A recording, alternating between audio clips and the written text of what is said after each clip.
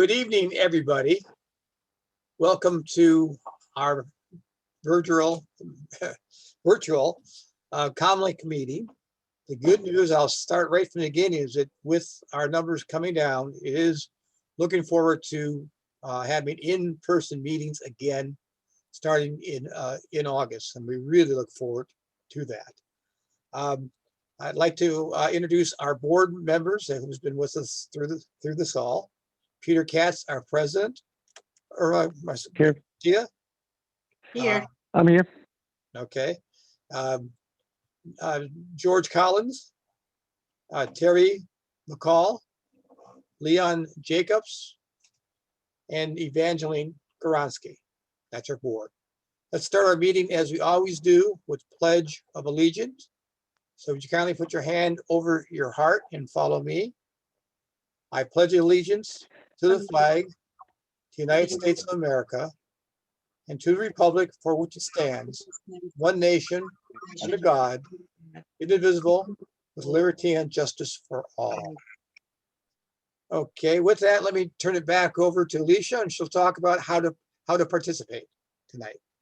Yeah, hi everyone. So there are a couple of options for you to participate in tonight's meeting. We do want to hear your input and any questions that you may have. Use the raise your hand function if you want for us to unmute you so you can speak and ask your question. And you can also type in your question in the chat or the Q&A box.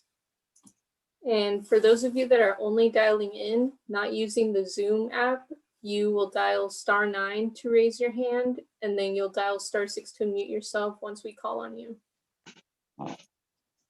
We do have Spanish interpretation available tonight, so you'll be able to click on the little globe and then select the Spanish language to listen to this presentation in Spanish.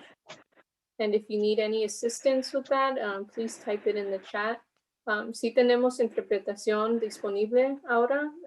Van a poder hacer clic en el globo y después seleccionar el lenguaje español. Si necesita ayuda a accesar esto, por favor escriba en el chat y le podemos ayudar. Thank you. Very good. Thank you, Alicia.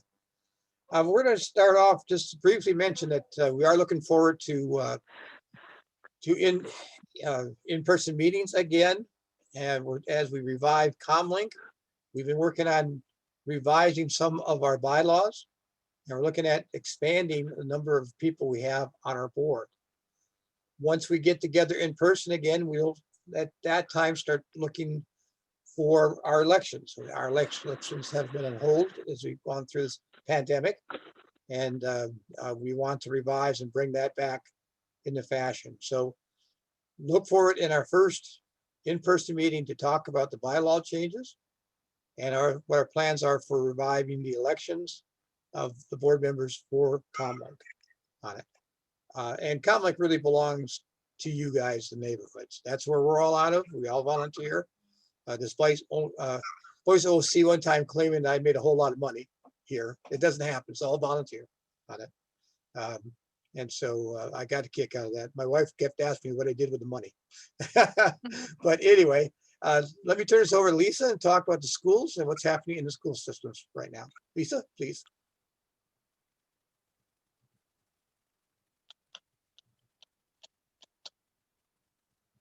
Hi, everybody. This is Lisa Solomon. I'm the principal at Madison Elementary School, and I give the education report for Santa Ana Unified. Let me share my screen now. Hopefully everyone can see it, and I'm going to play it from the start. We wanted to let everybody know that next Tuesday, our superintendent from 4 to 5:30 is going to have an informational meeting for parents to talk about summer and fall at SAUSD. He wants to tell you what's happening within the district, but he also wants to be able to get input from parents as well as we plan for reopening in person in the fall. There's also, just so everybody knows, we have an artist in residence showcase. You can use this QR code, or you can go to the link and see some of our students' artwork. We've been celebrating our students with the top 100 scholars from the different schools. And as you know, there's a lot of students in Santa Ana who've been very successful getting into Harvard. Santa Ana High School alone has gotten 3 students into Harvard already this year. And we're very proud of our students' success. We also want to celebrate our artists as well. So please take a look at the art show. Um, we want to let everybody know that we are now vaccinating anybody ages 12 and up. We were working out of Segerstrom for the past couple months, and we'd vaccinate anywhere from about 2,000 to 3,000 people every Monday here in Santa Ana. But starting this coming up Tuesday, because it's a holiday on Monday, so on Tuesday, June 1st, we're going to have another vaccination clinic if anybody needs a vaccine. We're working with Rite Aid. You'll be getting the Pfizer vaccine, and it's for anyone ages 12 and up. Walk-ins are welcome. No appointments are necessary.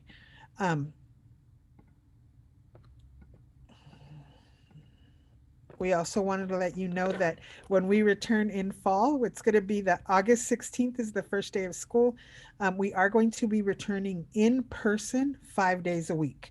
So we wanted to make sure everybody knows that. I know some schools, when they returned, they were hybrid, 2 days, 2 days, but in Santa Ana, we are coming back 5 days a week in person, August 16th. Also, we wanted to let you know about different programs that we have going on.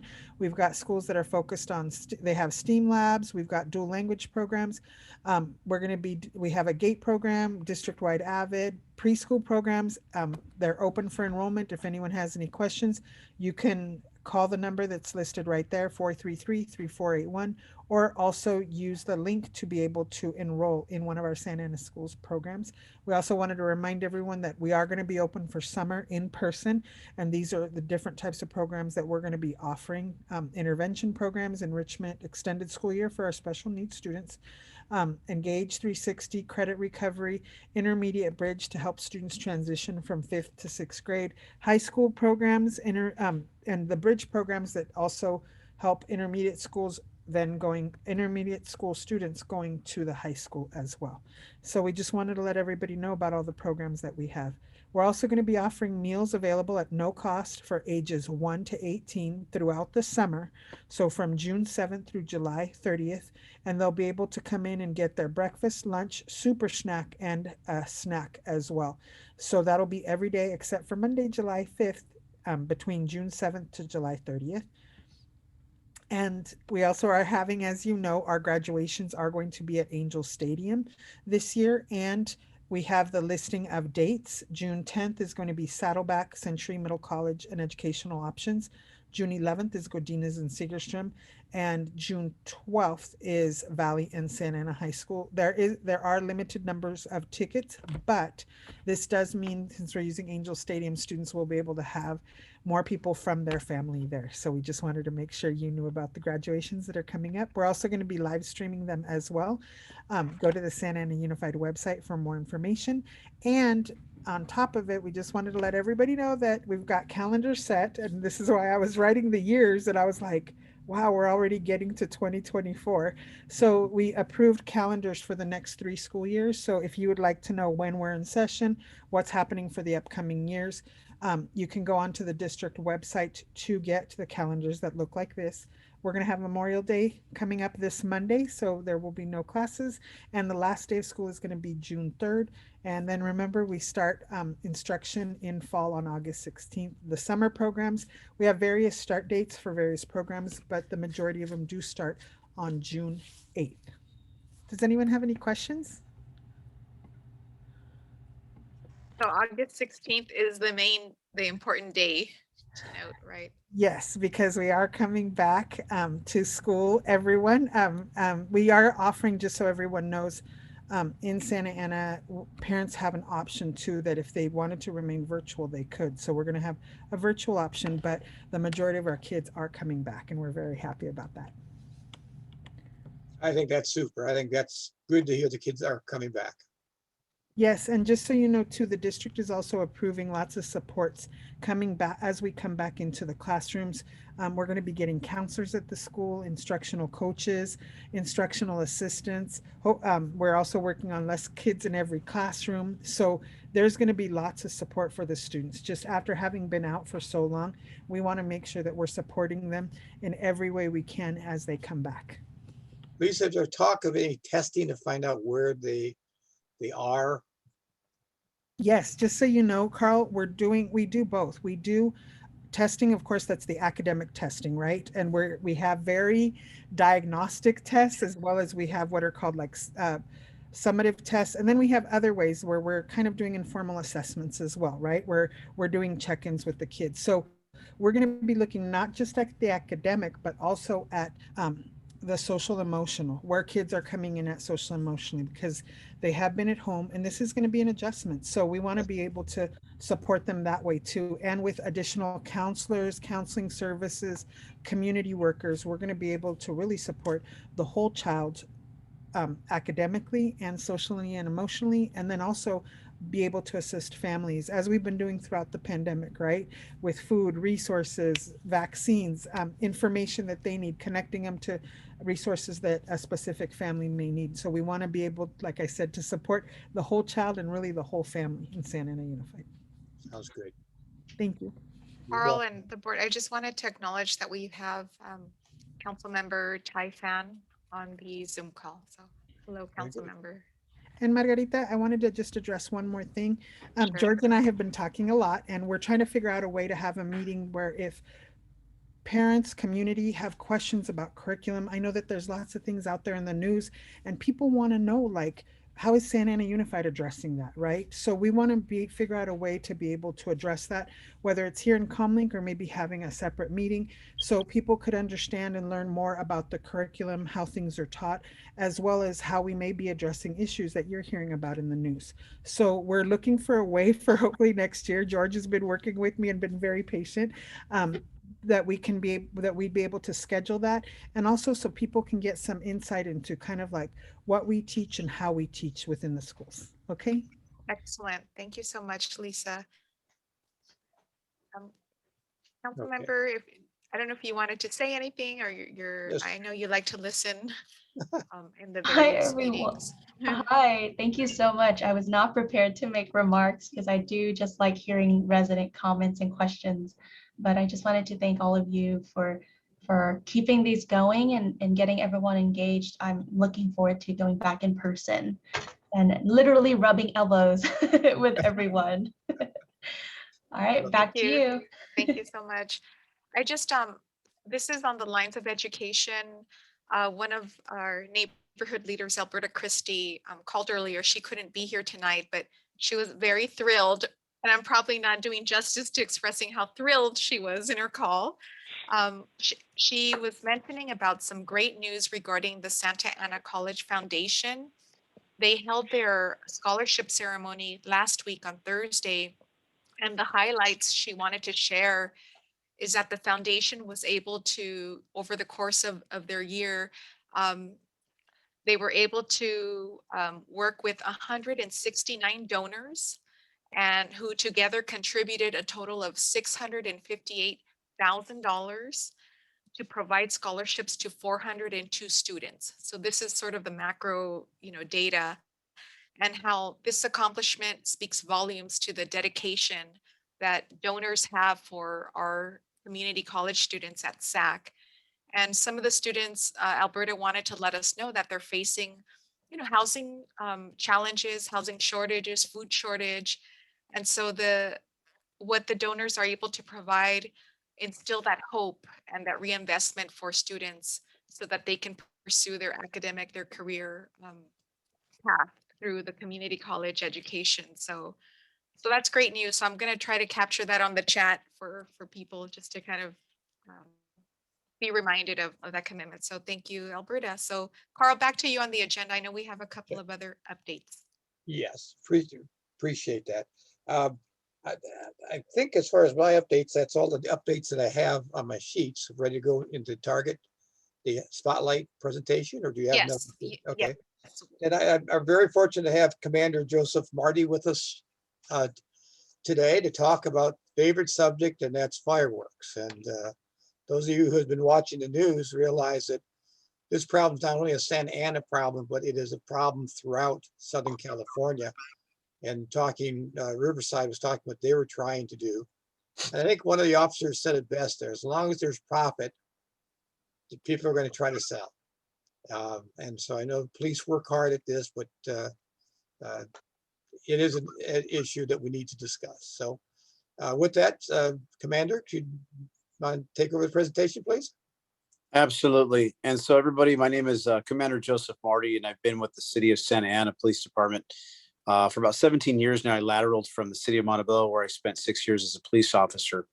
I'm currently tasked, and I have oversight with what's called our Operations Division. And within this Operations Division, I oversee at least 5 separate enforcement teams that have specific missions. And the efforts that I'm going to talk about tonight that we're putting forth is obviously our frontline patrol officers that handle calls for service. They will be dealing with firework enforcement during their unencumbered time. But one of my main teams, which is called the Directed Enforcement Team, what happens is that they're going to be the ones already starting the full effort towards the enforcement, directing our resources and our weekly enforcement already, which has started about a week ago. So let's move on to page 2 of the slide PowerPoint here, and we'll get started. These are some of the questions that you guys had last year. And so what I did was I touched on them, as well as we'll touch on another question that came up through an email. So first and foremost, what enforcement plan does Santa Ana Police Department have during the 4th of July period? Very great question. As in years past, the department has created an education and enforcement plan, which includes the following: a comprehensive education program prior to the 4th of July weekend. An example of this would be through posted flyers, through social media, as well as our neighborhood association meetings that we have on a weekly basis. We're already starting to message this through the weekly meetings. Efforts to locate and address online sales of illegal fireworks, which my directed team has already started working. We're dedicating illegal firework patrols starting on June 28th, which means that there's going to be additional officers focusing on this proactive enforcement. However, my specialized team has already started these efforts. Okay, and we'll talk about some of their early successes towards the end. We're also already starting to work tips through our tip line, as well as online sales through mechanisms such as Craigslist and OfferUp. Our increased staffing is actually going to begin. I put on here July 2nd, 3rd, 4th, and 5th. That's where we're really going to thicken up the enforcement. So we have enough resources to deal with the excessive calls for service, dealing specifically with fireworks.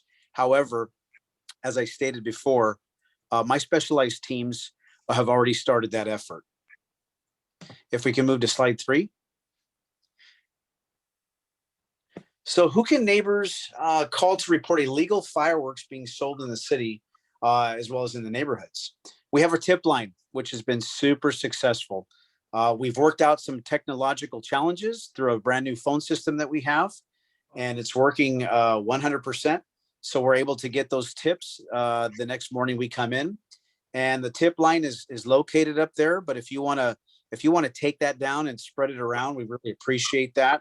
That's listed as area code 714-245-8771. Okay. And that's specifically to report tips on illegal firework use. Callers can leave a message or speak to a dispatcher as well.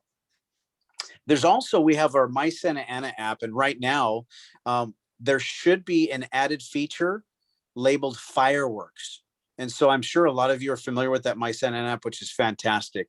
That's going to be an option added by the end of this week. So if people are witnessing illegal fireworks in their neighborhood, they can also report it through the My Santa Ana app, and that goes directly to my enforcement team. Okay, moving on to slide number 4. So the question: how many patrols will be working on the 4th of July? So staffing levels we actually have seen an increase in our basic frontline patrol officer staffing because we've hired additional officers from last year. So just patrol alone, we have more staffing. However, we will be utilizing additional on-duty personnel who are already scheduled to work on some of these days to be directly used for firework calls for service. Okay.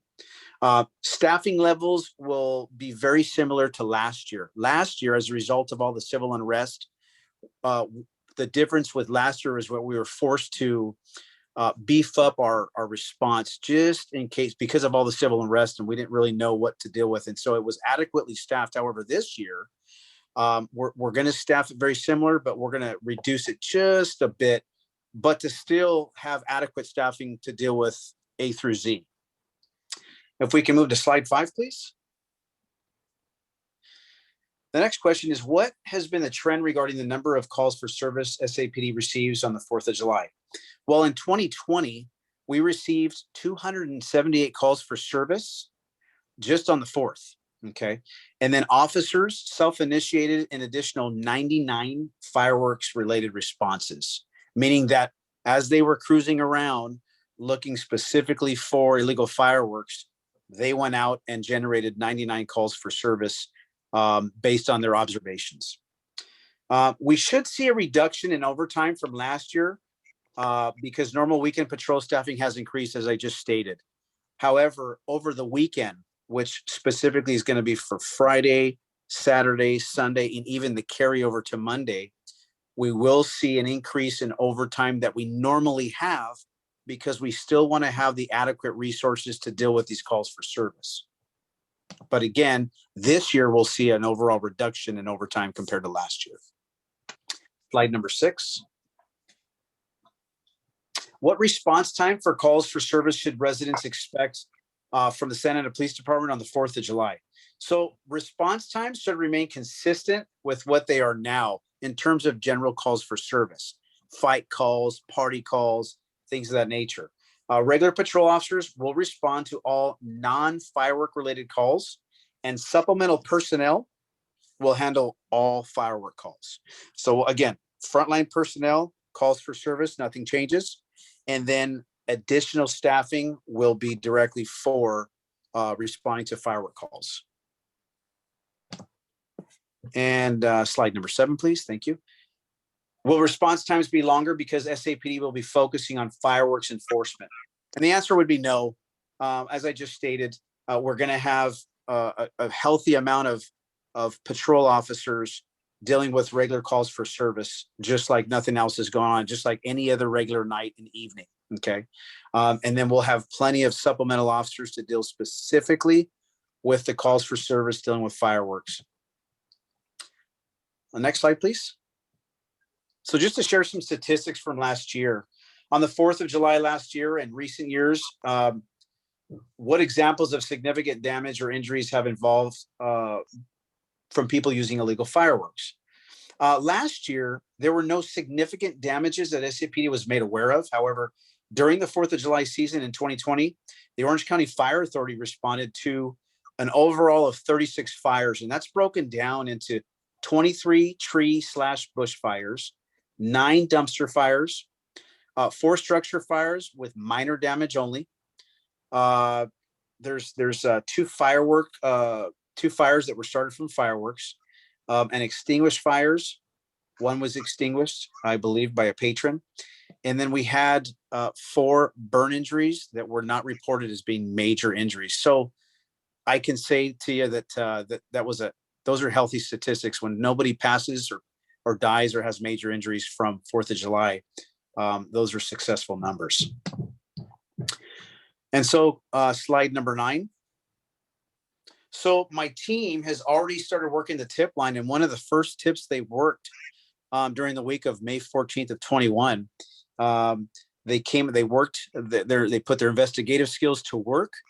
They contacted some additional resources, and they ended up locating and seizing, number 1, a suspect, and number 2, the suspect was in possession of 20,000 pieces of illegal fireworks, which what came out to be 4,500 pounds worth of illegal fireworks. with a total street value of $50,000. Now, these numbers here, this one seizure was double the amount of what we got last year. And so we're not stopping here. We're continuing to work the tip lines, but I'll tell you right now, that's 20,000 less pieces of illegal fireworks in the hands of our residences, and whether it be our city or the surrounding cities, that could potentially have saved a lot of lives. So, we're really excited about this seizure. I mean, it was unbelievable. We posted it on our social media, so we're really proud of it. However, it's not stopping. We're continuing working the tip lines, and we encourage our residents to please, report whatever you see, whatever information that you have, and the more information you have, the better, because it really helps. On this tip, the caller really described the person and the location and a license plate. I mean, very, very descriptive information that really makes our job a lot easier to get these seizures. And so just we encourage everybody to call and just to be that you can remain anonymous, and that's fine if you're in fear. Lastly, I believe the last question was, and it's not on the PowerPoint, but this came up this evening, was that will we be using drones to assist with our enforcement? And the answer is we really haven't looked into using drones as of right now. We do have a drone program that's in the infancy stages, and we do have some pilots of some drones, actual officers that we're getting the program up. But just from my personal experience, we want to make sure that people don't target. If we were to use drones, we want to make sure that people wouldn't target, like try to shoot them out of the sky, or aim the illegal fireworks to try to blow it out of the sky and things of that nature. But it's definitely something we can look at and entertain in the future and see if it would be feasible. And so hopefully that gave you guys a very general insight, and I'm open to any questions that anybody has. We have a hand raised. We've got Pat Lenahan. Go ahead, Pat, and unmute yourself. Yes, I'm really concerned about the issue of fireworks. Last year, they were being shot off till 2 a.m. and by my house. And at one point, a police car stopped and just stayed, and the officer stayed in the car and then took off, and the fireworks continued. There's also the issue of the fireworks that are unexploded that land in yards, and those that are exploded and can pose a danger to our animals. So I'm really concerned that I grew up in New Jersey, we didn't have fireworks. We had legal shows, but no personal fireworks. So this is really disturbing to me. I had a friend years ago who lost her house in Santa Ana due to the fireworks. So we're in a drought. It's really concerning. Absolutely, Pat. And I'll tell you what, great questions. And first of all, to address the first question. So the night of July 4th, from the evening, from when it gets dark on, and I've worked numerous firework enforcement details since I was first hired here as a brand new police officer. So the officers, and again, not to make any excuses, but just to let you know what we're up against. So we tell our officers that when you're enforcing, to be really careful when you're coming out of your marked units, because literally, as we drive down some of these streets to try and attempt to locate the persons, lighting them off in their front yards, and most of the time it's out of their backyards, we have the mortars and skyrockets fired directly at the police cars. And so we tell our officers, for officer safety, if you're going to keep your window down, keep it down about 1/4 of an inch, because you don't want to skyrocket, which has previously landed inside of a police car. So at some streets, it gets very challenging to address some of these things. And that's probably why they didn't get out of the car. But every year we really try to be more creative when we come in terms of our enforcement. And what we've started doing, I don't want to give away a lot of our secrets, but what we've started doing is we've started putting officers in different types of vehicles that people wouldn't recognize as being police vehicles, which gives us the advantage, right? If we drive up to a location and everybody is lighting off these fireworks in the front yard, but we get out of an undercover vehicle or just a normal vehicle that's not a marked police vehicle, we have the element of surprise and we're able to be a little bit more successful. So we've been kind of testing that out and it's been working. So that's what we plan to do is we plan to have marked police cars out there, obviously, but also unmarked police vehicles, just so we can gain the advantage of really sneaking up on some people up on their front yard as they're lighting these things off that are completely illegal. We can locate, we can detain, we can hold accountable that way. So that's one of the great ways that we're going to deal with that this year. Secondly, regarding skyrockets, I've experienced that at my own home numerous times with finding skyrockets on the roof, and thank God it didn't burn down the house, or a skyrocket in the backyard. We just really ask the residents to be vigilant and to really check their residences. If there's any smell of smoke, call the fire department right away. Call us as well. We'll be rolling with the fire department and to assist in any way that we can possible. But as regard to your concern about the skyrockets landing and stuff like that, we just ask every resident just to be vigilant, and we will do our best to ensure that these fireworks completely stop, previous to the fireworks suppression units going home. Pat, we see that you still have your hand raised. Did you have a follow-up question? Thank you. Yes, I did. You mentioned the officers staying in the car, whatever. In the instance I'm talking about, the fireworks were being shot off in the front yard and on the street in front of the police car. I had already called in a couple of times saying the fireworks were continuing and this is what's happening. But in this instance, they continued setting off the fireworks in front of the officer and nothing happened. I can understand concerns. I've worked with Sapd with the DB1 unit, but he didn't get out of the car. He just left and it continued. So what we can do is, what I'll do definitely is message, because I'm going to be the actual incident commander of 4th of July night. And I'm going to definitely message our officers what their mission is. And their mission is to do full enforcement, zero tolerance. Okay. And because I don't want to hear of that situation again occurring. If there's an opportunity for our officers to locate, detain, and cite and hold accountable certain residents with illegal fireworks, my messaging, and I stand for a lot of representation from the police department, is zero tolerance citation.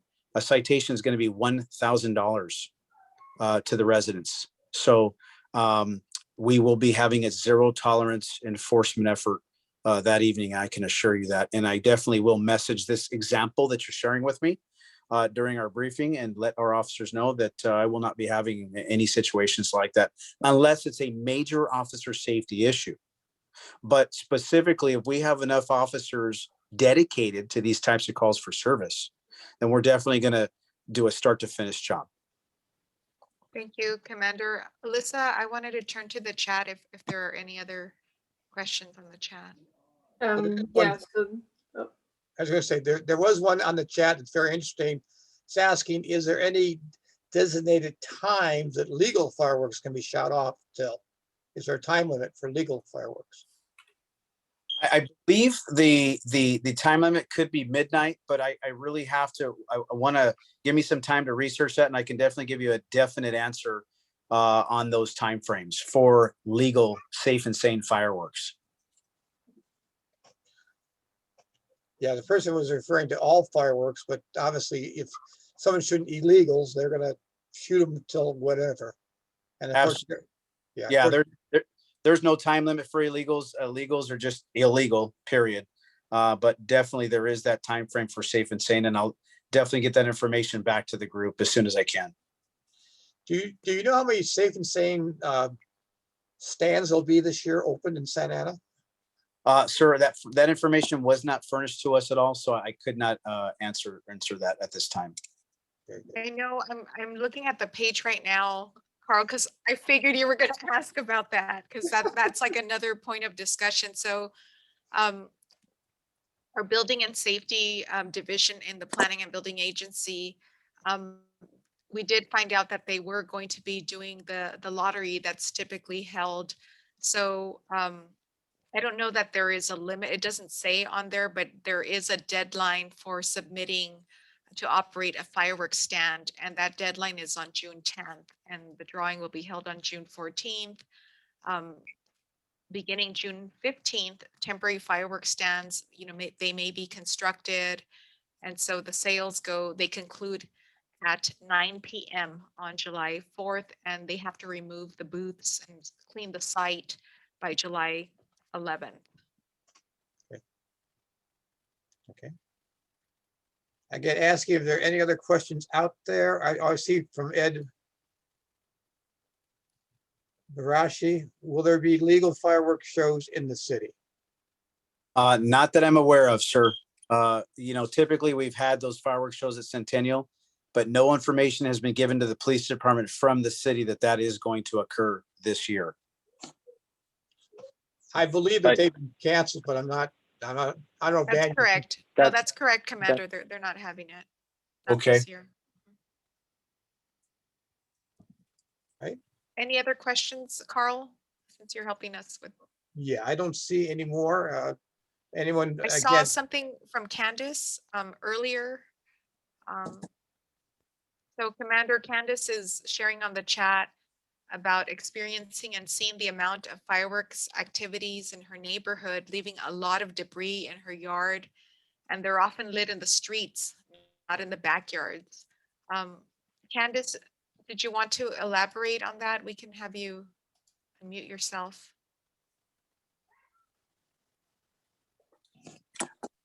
Go ahead, Candace. Yeah, so I just wanted to just reiterate what was said earlier about the amount of firework activity within the neighborhoods. So for my experience is that they're not lit in the backyards at all in the area in which I live. It's all in the streets. It's all street activity. Okay. And last year I didn't see any in our roundabouts, and I didn't see any police cars come through at all.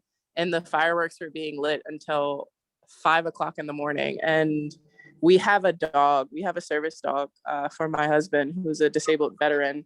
And it's just very disturbing. We actually had to, we've learned our lesson from last year. We're going to board her this year for the night, which is going to be a little complicated with our medical situation. But like it was just an awful night last year Sure. until 5 o'clock in the morning with the fireworks literally outside of our front and in the street, like in our front yard and the roundabouts, but certainly not in the backyards. And what was your location, your neighborhood, ma'am? We live in Pico Lowell, right off like Bristol and Bishop. Got it. Okay. Thank you, Candace. So Commander, in that situation, right, it's not about, obviously any time of day when they're starting to light them up in the street, the illegal fireworks, any time of day they can call the police department. Any time of the day, and whether it's the morning, midday, it's never legal to light the illegal fireworks, but please call us and we'll respond. And if we're successful with locating who is responsible for lighting them off, we will be citing every single person that we can tie into who's lighting the illegal firework. So the tip line, we were able to share that information on the chat, the fireworks tip line. Commander, if there's more like insight that they may have, like more details, like the example you shared recently, that would also be another way to communicate with the police department. Absolutely. So during the day, you can if it's something to where, you want a quicker response, and it's let's say it's midday on a Wednesday and you want a quicker response, it's okay to call dispatch, the non-emergent line, to report that as well. I would do both though. And the reason why is because you just want to make sure that the information is going to get to us, and that we're going to respond out there. We're checking that tip line numerous times throughout the day. So when our secretary in our field operations section, the minute she gets a message, she's forwarding it to the special problems team, which is the directed enforcement team, and then they're going on and taking it from there to respond to it. So, and also too, you can do the Santa Ana app as well once they add the fireworks tab on there to all the additional existing tabs that they currently have. Back to the question, I think it was Candace. So, it's difficult for us, like I said, to get down certain streets and at certain times of the night. But I'll tell you what, we will do everything that we can possible to make sure that we locate the fireworks. And even if we have to door knock and whatever extra that we have to do, because just the fact that these things are going on till 05 in the morning, and people can't sleep, it's very difficult to hear, and it shouldn't be that way. So we're going to do everything that we can, through our efforts. And I'm going to be the one directly messaging everybody's mission and my expectations of everybody. So you're talking to the guy in charge. And I will definitely be messaging a zero tolerance effort, because we're going to have the resources out there to deal with these issues. Okay, Carl, do we have anything else, Carl, on the? No, I don't. No, I don't see anything added to the chat. I really want to thank the commander for Well, being I with think us. I'm sorry, Carl, I think we just got a newer message following Ed's message. I just opened it up. Oh, there's one from Pat, but it's kind of repeating what she already said online, that she observed officers sitting people setting off fireworks. Okay. Aimed toward her house. Oh, okay, so that's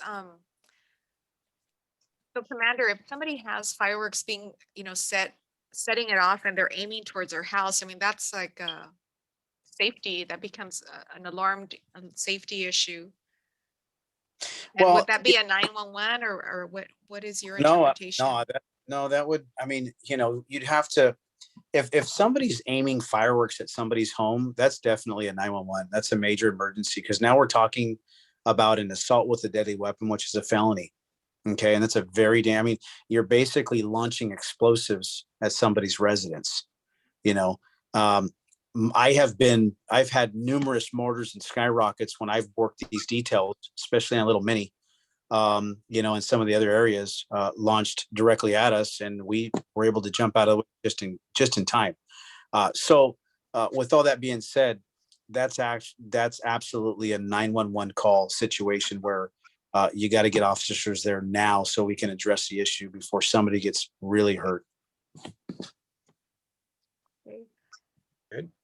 There is another question just came into Santa Ana Municipal Code Section 10-153, not apply to constant fireworks being lit by neighbors. I don't know that section of I code. think that's the loud and raucous noise. yes. Right, okay. So the question is, does the fireworks section, or do the lighting of the fireworks apply to this section? Is that what they're asking?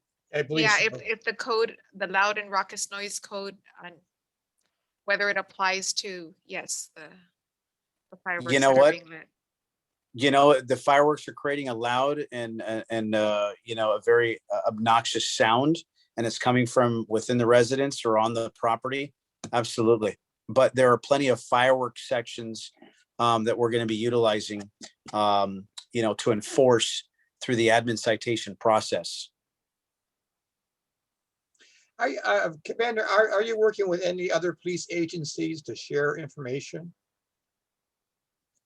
So what we're going to be doing is we're working with a lot of our, if we do come across like a huge seizure, then we notify, ATF and say, okay, we're going to be also working with the Orange County Fire Authority as well as the bomb squad. We always work closely with these efforts because it involves them. It involves their expertise. They're the ones that we're going to be turning the illegal fireworks over to, because we're not bomb specialists. The Orange County Sheriff's has the bomb squad, so that's where we partner with them, as well as OC Fire.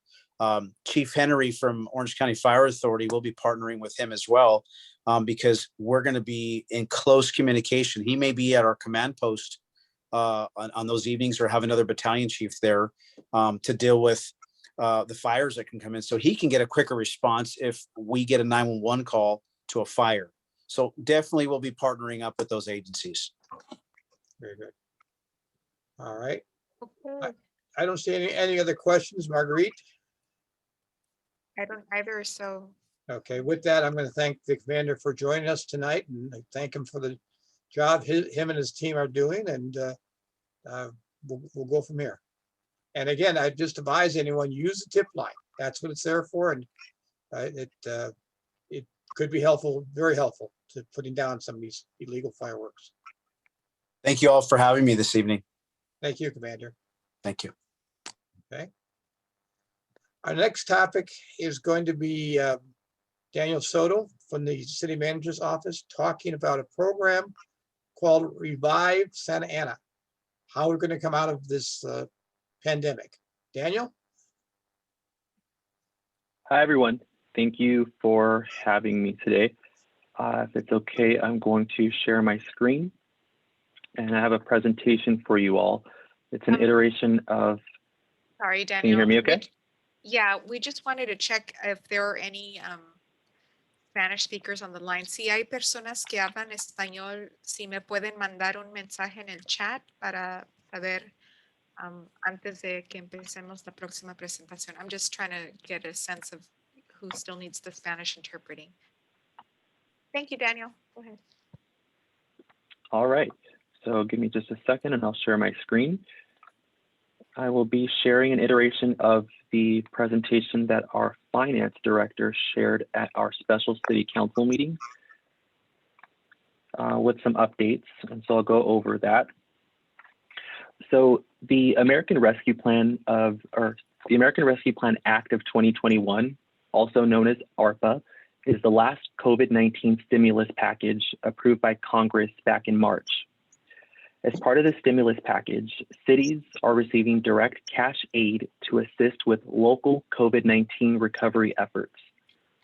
Santa Ana is expected to receive approximately $128.4 million.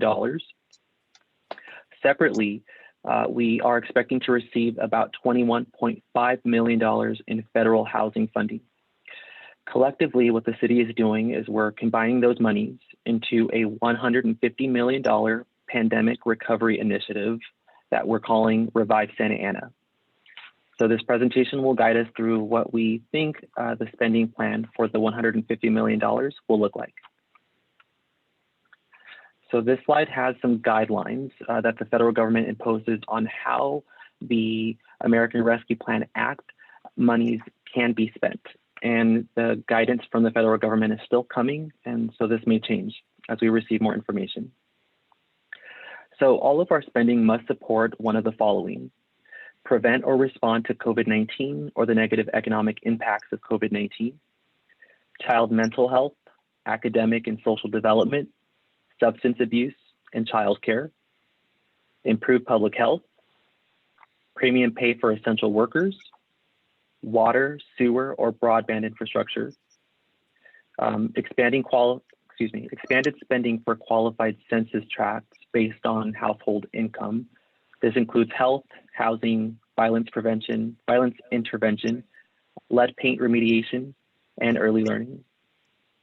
Any other governmental services must come from a revenue loss allocation. Infrastructure other than water, sewer, and broadband must come from revenue loss allocation, and future infrastructure dedicated federal funding is expected. Let's see. Just some quick information about revenue and revenue loss and how it's calculated. The city's Measure X became effective on April 1st, 2019. We only collected 3 months of the revenue source during fiscal year 2018-19, and all fiscal years following fiscal year 2018-19 include 12 months.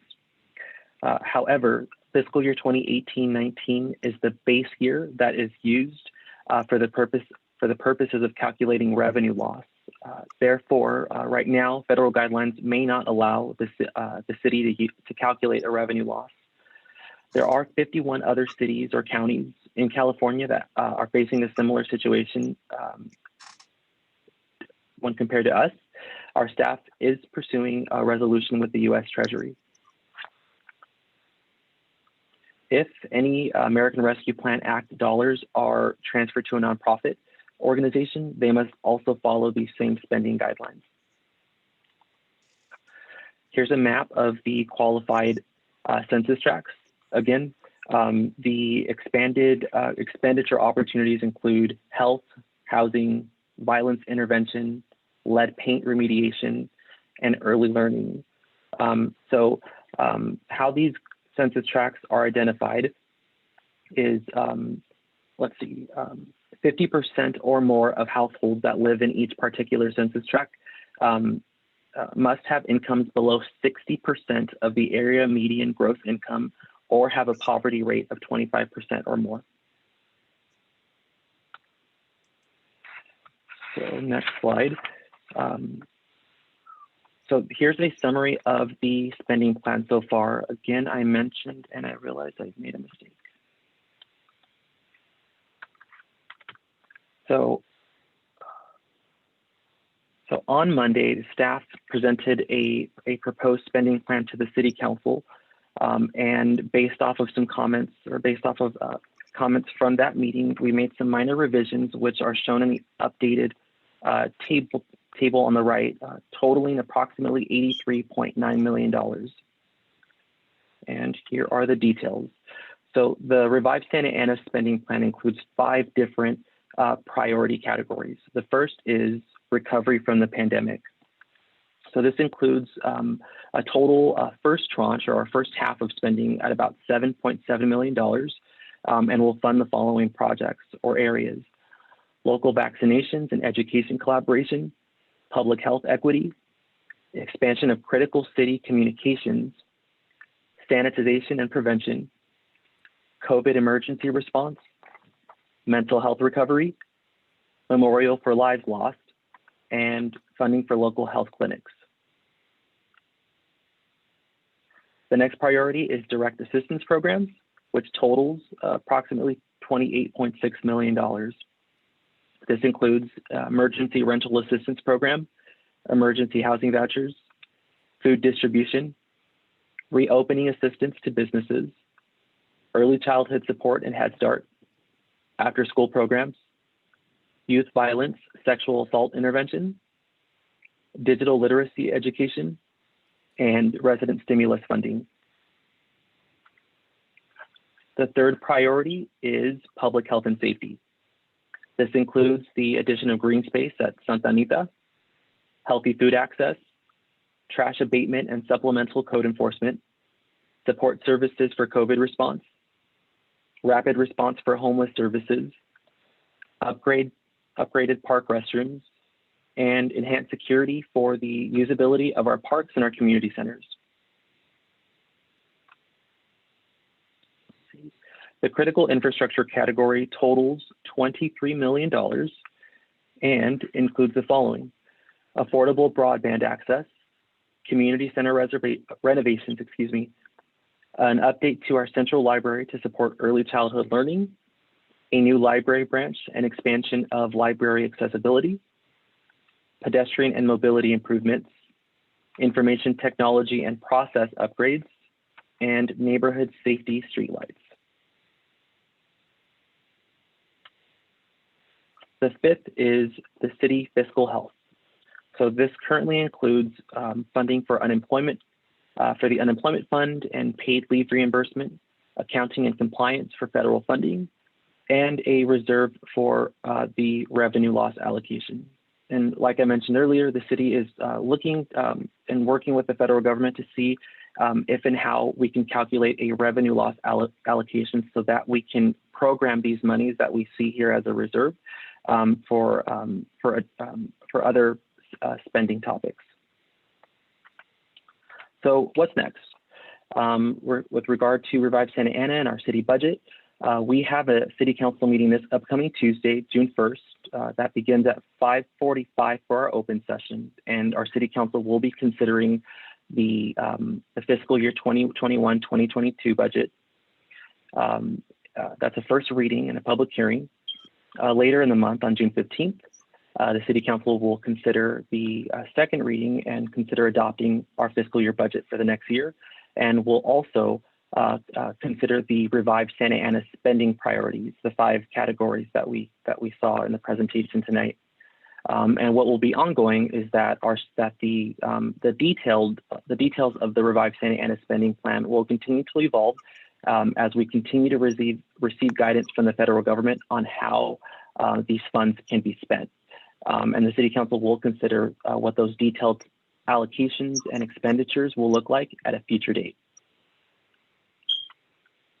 I'm going to drop some links in the chat for anyone who's here to visit our city website. For all things Revive Santa Ana, you can visit us online at santa-ana.org/revive-santa-ana.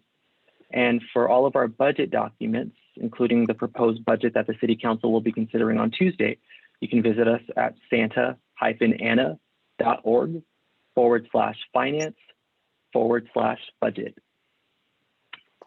And I think that's about it. And I'm available to answer any questions you may have. Okay, if somebody has a question, they can, oh yeah, we do have someone. Go ahead, Pat. Sorry to keep talking, but many years ago, the city of Santa Ana had a library commission, and I was honored to serve on it. I'm glad to see that libraries are one of the foci of the spending. We also had tried to start a Reading with Rover program, bringing in therapy dogs to read to younger children.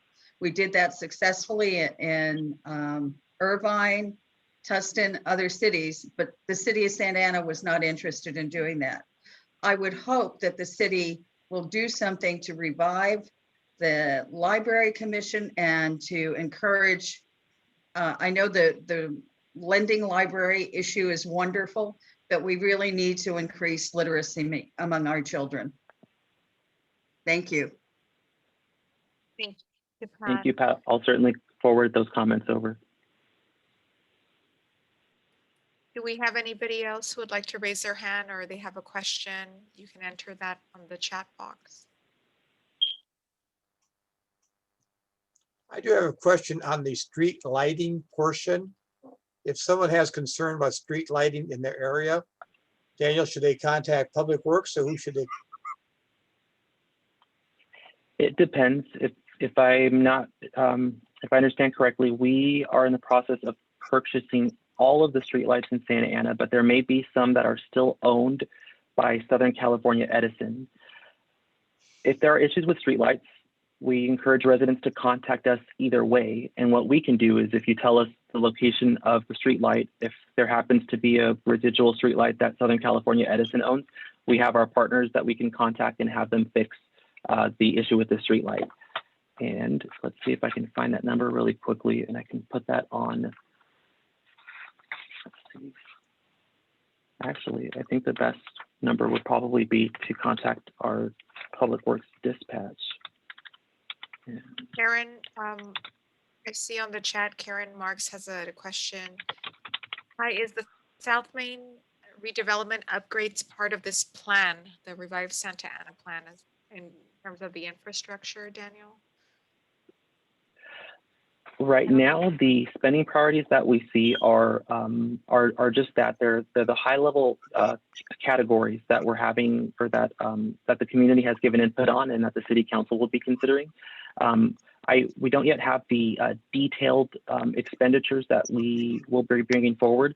My understanding is that the South Main corridor project is funded entirely on its own and is an active ongoing project that is separate from Revive Santa Ana. Thank you, Daniel.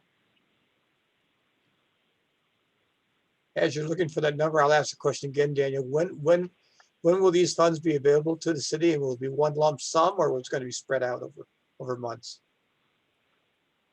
Well, the city actually already received about half of its allocation. I think that was last week. And if I'm not mistaken, that totaled approximately 75 million or so. Those funds have yet to be expended. We are seeking direction and approval from the city council first before we move forward with any expenditures. And we also have to abide by strict federal guidance to make sure we're using those monies appropriately. Daniel, we have another question on the chat box. Are other neighborhoods able to be awarded funds like the addition of green space at Santa Anita of 7 million? Perhaps does not have an open park, or maybe if you can expand on that one and on the question. If I understand correctly, I think the city may be considering to expand Santa Anita Park.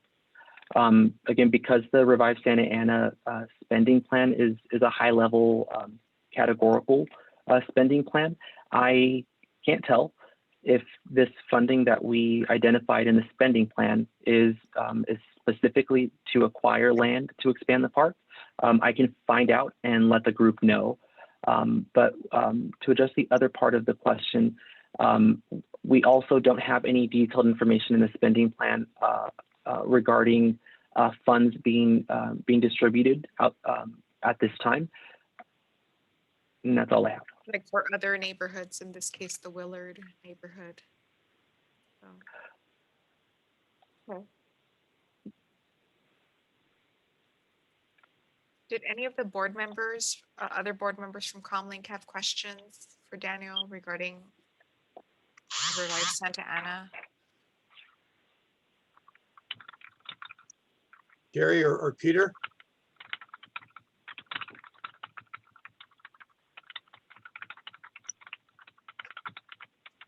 One thing, Daniel, I'll throw in there.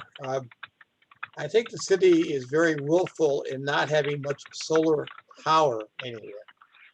Would any of these funds be allow us to add solar power as part of infrastructure improvements? At this time, I don't have details. I don't have details from the federal government. A lot of this information is coming from the U.S. Department of the Treasury regarding specific allowable expenses that city governments can use for the American Rescue Plan Act dollars. So I don't have that information, but I can research that and provide that back to the group also. Okay.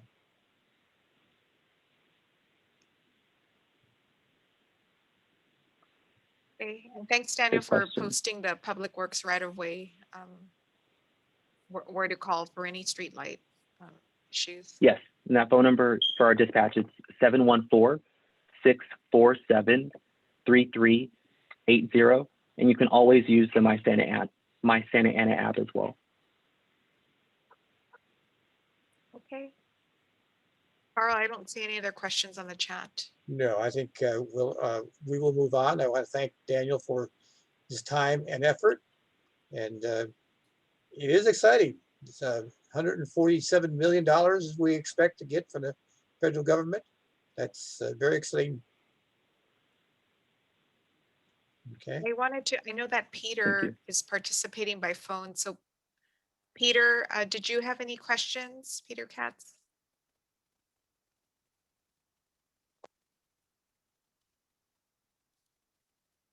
No, sounds like he's not there. Right. Let me just, that was our presentations we've had for tonight. Carl? Yes, sir. Yeah, the question I had is to Daniel, these 5 categories of how this money is to be spent really ties the hands of the city. It can only be spent on a certain way, and most of it is for housing. So they're very restricted on where this money is going to be spent. I mean, the guidelines are very specific on how they're spent. So there's not going to be real surplus money left over to do anything in the community besides the housing criteria and the pandemic criteria that's outlined by the federal government. So I think people are misunderstanding that they're going to have all this extra money to spend around the city and make all these improvements, which they don't really have because these guidelines tie their hands on how that money is to be spent. Am I right, Daniel? If I can add to that, and I hope this is helpful, the federal government certainly is imposing guidance or is providing guidance to local governments on how these monies can be spent. I'm going to share my screen again. Just a second. So we have information on our city website at the link that I provided in the chat box, which provides some more detailed information in addition to the iteration of the earlier iteration of the presentation I gave tonight on how the city plans, high level, to spend the Revive Santa Ana or American Rescue Plan Act dollars that we have. And we will be working very closely with the federal government. Like I mentioned, initial guidance has come into the city or has been issued so far, and we will be receiving more. So once we have details on exactly how we can spend on what is allowable, that will better shape our understanding of how we can use these funds. And the critical thing for us is to make sure that we communicate that out to the community. Daniel, there is one question that came in. It's asking from Candace, any mortgage assistance alongside with the rental assistance? I did not see that listed in direct assistance. For direct assistance, what I do see is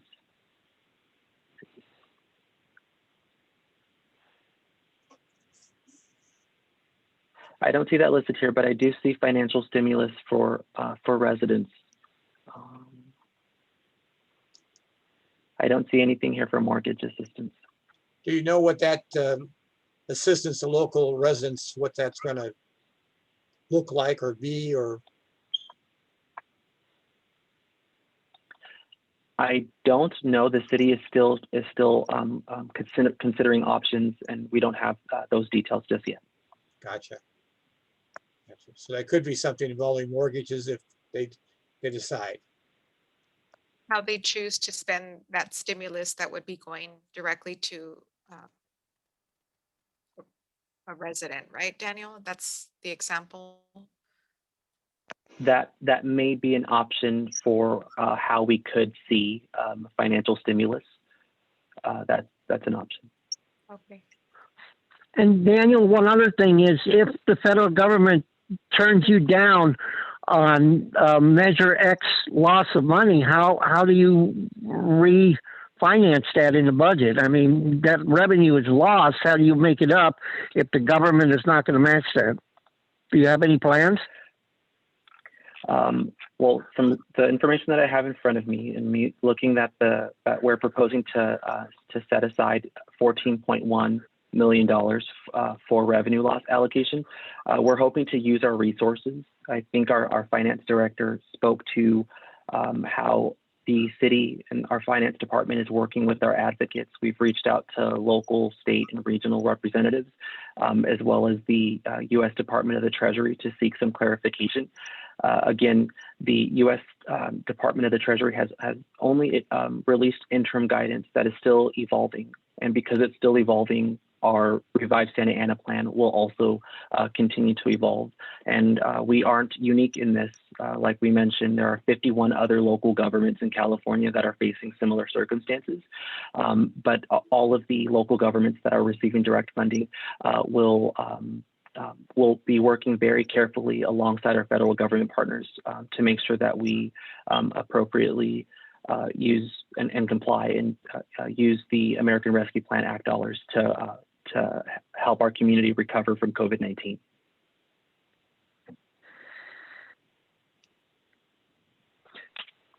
We just had another question, Daniel. When does the Revive Santa Ana online survey for residents close, or the final data sharing of the outcome or the results? Yes, so I'm going to share my screen again.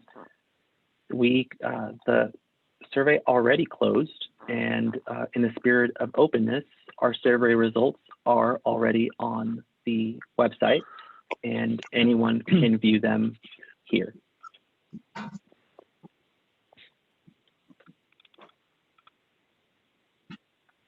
So do we know like how There- many there- people, a total number of respondents?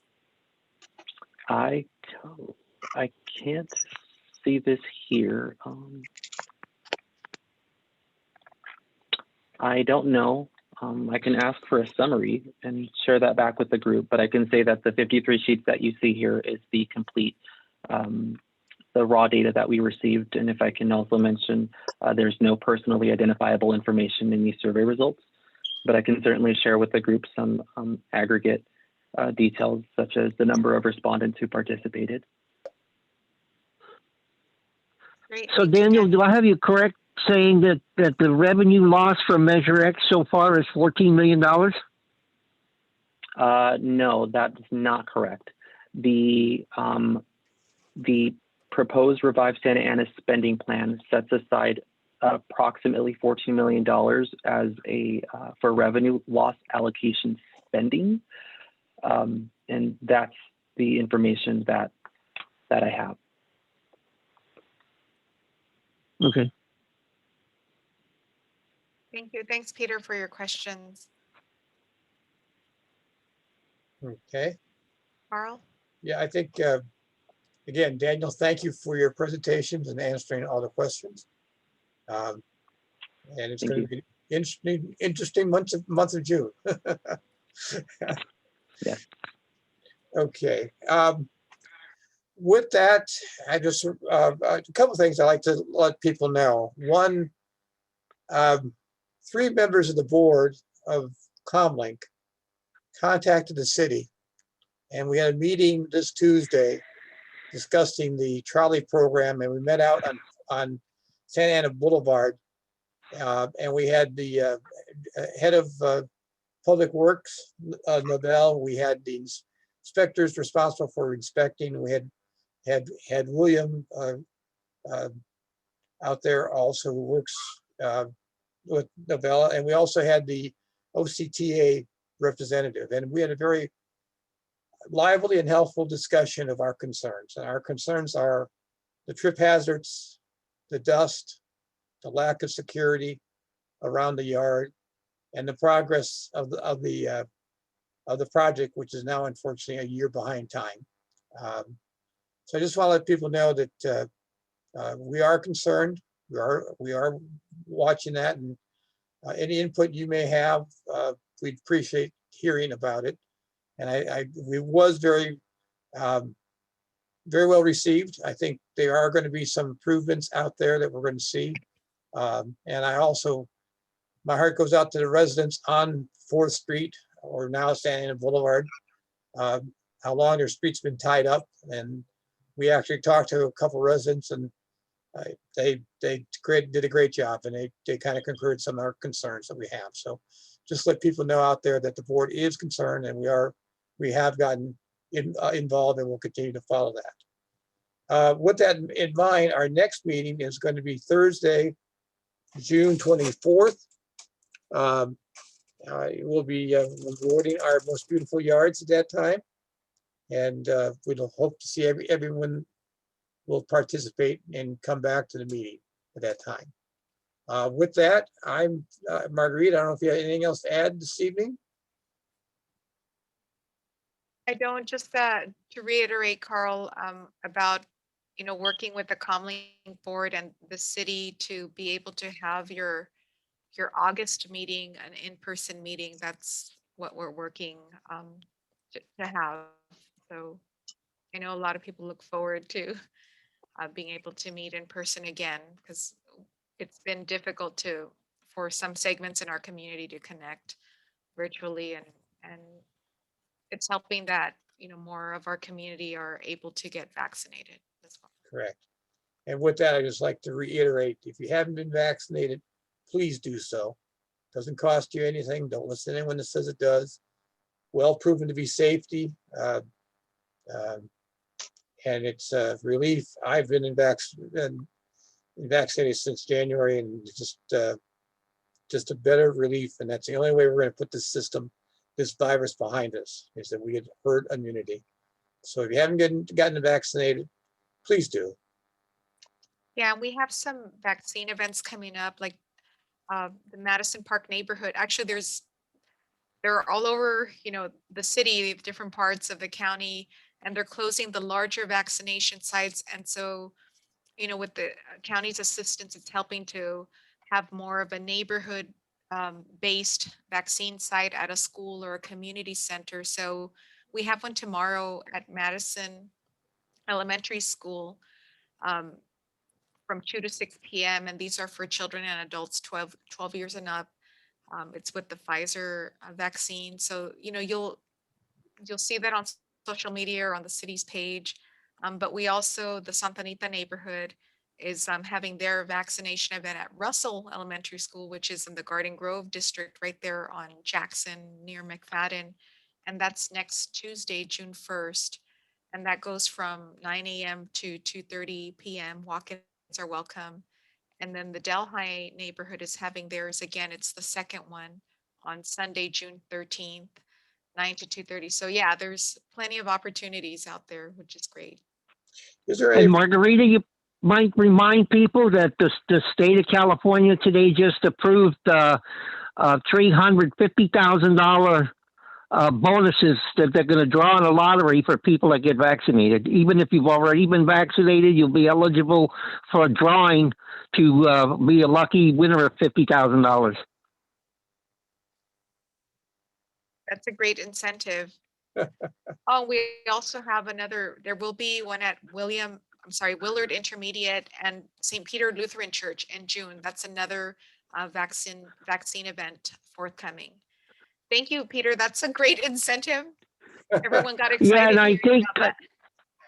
and I think there's one lucky winner is going to win $1 million. And these are for people that have not been vaccinated, and also people that have already been vaccinated. Excellent. So, okay. Thank you again, Peter. Margarita, can I jump in and add some more information about that? Yes. Sure. Yeah, you go ahead. So, thank you, sir. Today the governor announced the Vax for the Win initiative. It's a $116.5 million program to boost vaccinations and help safely reopen California by June 15th. So there will be a series of prizes. There will be a $15 million grand cash prize that will be split among 10 vaccinated Californians. $50,000 cash prizes for 30 vaccinated people, and $100 million in $50 gift cards for the next 2 million people who will be newly fully vaccinated in California. And this Vax for the Win initiative is active immediately. So that's something that starts now, and we'll be hearing more from the state, from the governor's office, regarding exactly how this is going to be rolled out. But for fully vaccinated people, for folks that received the Pfizer vaccine or the Moderna vaccine, it's folks that have received both vaccines, and for folks that received the Johnson & Johnson vaccine, once they receive their one vaccine, they're eligible for any of these awards. cool. Great. Thank you, Daniel. Okay, Carl, back to you. Well, on that happy note, I guess my question is, how do you put your name in? Daniel, was that described? How do we put our name in? Or is it automatically put in for us?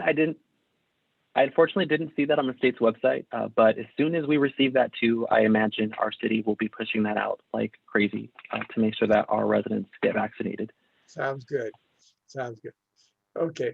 On that happy note, I'm going to go ahead and adjourn the meeting and thank everyone for listening in and all our speakers. And everyone have a great Memorial Day. And remember the soldiers that have served. Thank you. Thank you. Bye, everyone. Bye-bye. Thank you. Good night.